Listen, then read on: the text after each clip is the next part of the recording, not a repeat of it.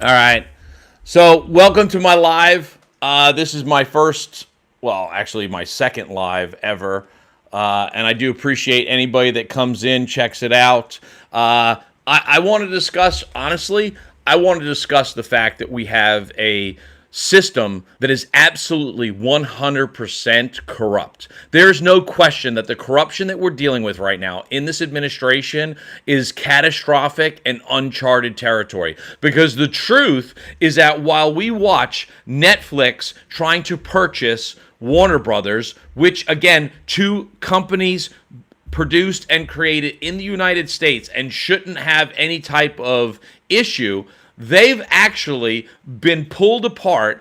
And now Paramount, again, another American owned company, but funded by Saudi Arabia, is attempting to try to take in and jump in the middle of a deal that was already negotiated. Hostile takeover, no question about it. What most people aren't talking about is the fact that this deal is being generated by Paramount, who is direct relations to Ellis and Oracle, and they're using money from Qatar, which is a known terrorist group or has funded known terrorist groups, and is trying to use their money to help Paramount take control of Warner Brothers, which would in turn take control of media groups like CNN.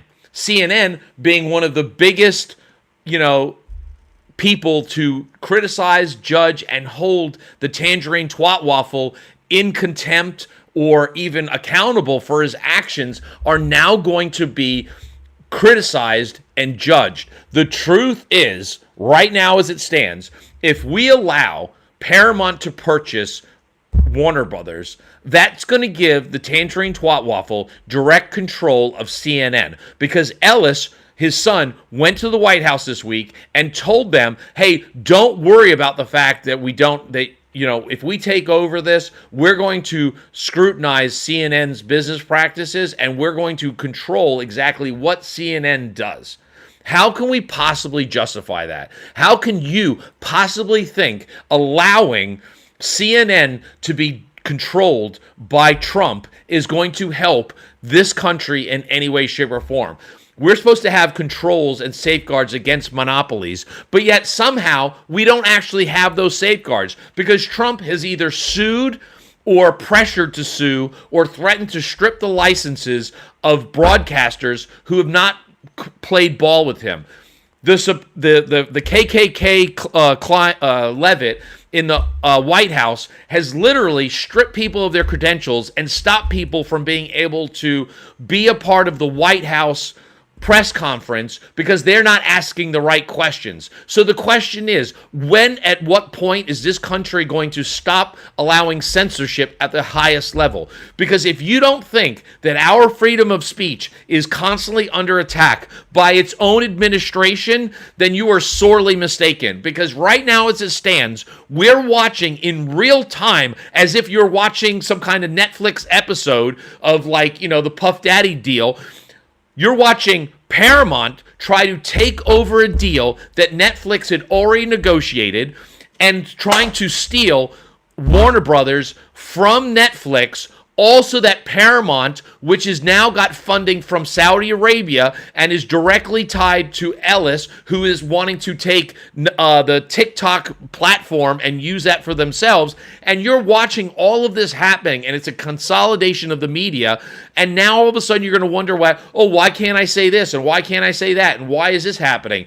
And Ellis, the son of the Oracle founder, went to the White House and told Trump that he was going to sit there and make sure that CNN started to report and conduct themselves in a better way that would be more favorable towards him. And that is all that the Trump administration has wanted. Control over the media, control over the narrative, and control over what the American people think, see, and hear. And yet, everybody in the United States is watching this as if it's the next episode of, I don't even know. I don't know what show you could possibly construct of. But the reality is that we're watching the United States be systematically stripped of its rights, its liberties, and the things that made it stand apart from everybody else. Hello, Goldie. Nice to see you. I have you on my phone, so I can't necessarily read everything. So I do want to say hi to anybody that's here. This is the very first live that I've ever done on my YouTube channel. So there's going to be a lot more of it. So if you watch this and you want to help me, make it better, leave comments, leave posts, check out some of my other stuff, watch it all the way through, because some of the stuff that I talk about is very off-brand. I make some very outlandish jokes about Kristi Noem. I roast people. I've roasted Kristi Noem 6 ways from Proverbial Sunday. So if there's something that you want to hear, if you want me to make fun of somebody, if you want me to comment, I'm going to start doing these lives because I'm sick of TikTok. I'm sick of TikTok's censorship and belittling people for having, free thought. And I don't have much of a following here. I've got like 1,200 followers or subscribers here on YouTube, and I would love to build this up. I would love to have more people. I would love to hear what people have to say. I've done stuff about Muslims. I've done stuff about Christians. Nothing bad, nothing hateful. Just the fact that perhaps maybe Muslims act more like Jesus than Christians do at times. You could hate that, but it doesn't change the fact that right now I came jumping onto YouTube because I was just systematically disgusted by what's going on in the media. I'm disgusted by the fact that we're seeing a news group like CNN, which I can't say that I have a lot of love for CNN in the first place, but CNN is going to supposedly be silenced by Paramount purchasing Warner Brothers. Because if Paramount takes control of Warner Brothers, they're going to control CNN, which means that CNN, who's been reporting all types of atrocities that Trump has committed, will be silenced. Now, we have Ellis family that's supposedly purchasing TikTok, and they're gonna be controlling the U.S. version of TikTok, which to me I think is bullshit. I don't think that ByteDance is actually going to release the algorithm or license it to people like Ellis or Oracle, because that is the secret sauce. And if they are able to get their hands on the algorithm that ByteDance and TikTok uses, I don't see them just going to play fair. I think they will try to reconstruct it and try to use what information they get off of that to try to build their own, and they'll just stop licensing ByteDances at all. I think it would be a bad move. I also don't think China wants to do anything to help the United States in any way, shape, or form. I think China would be happy if the United States didn't have TikTok anymore. That being said, I'm still watching a power play where you're watching Ellis try to manipulate, take Paramount, use Paramount and Saudi Arabia money to purchase Warner Brothers, and then have a global monopoly on media. Because Paramount with Warner Brothers combined under one house would be exactly that, a monopoly. And Trump being the authority that's going to rubber stamp the deal, there is no chance in hell that he's actually going to stop this from happening. He wants CNN silenced. And if he can't use the FCC to silence CNN, he'll certainly allow the Oracle Group to do it. And that's exactly what's going to happen. Can you deny it? Can you actually argue that fact?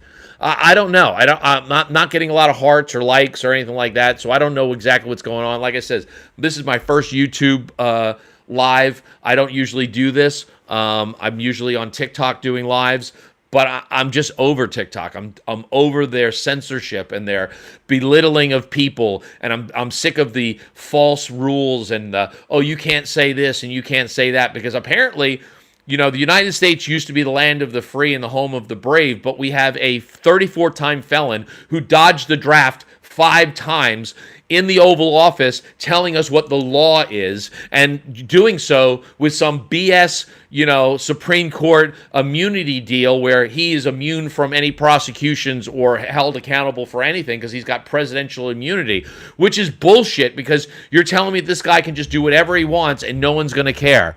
And nobody's in my live right now, so it doesn't really matter what I say. I could say I'm playing with my thumbs. My thumbs are up my ass right now. I could say, hey, look, this is a great shirt. You might want to buy it. Who knows? Oh, look, I've got someone back in my live. The reality of it is this. I'm watching, as somebody who is been on this planet longer than most, that's on TikTok or whatever like that. I'm not saying that I'm old, but I'm obviously older than a lot of the people on TikTok. And I'm seeing the hypocrisy. I'm seeing the slow and absolute decline of the United States. And the fact is that everybody's watching it like as if it's just an episode of their favorite show. Nobody's actually holding anybody accountable. And the worst part of it is Congress is acting more like a neutered puppy than an actual junkyard dog defending the Constitution and the people of this land. The reality of it is that right now as it stands, Congress is sitting there whimpering in the corner, licking its own crotch, wondering where its balls went, because it is dead silent. It has nothing to say about anything right now. And literally, this tangerine twat waffle is wiping his ass with the Constitution and the laws of the land. He is basically decimating everything that this country stood for or people fought for, and doing it in such a way. And Congress is just sitting there going, yep, that's it.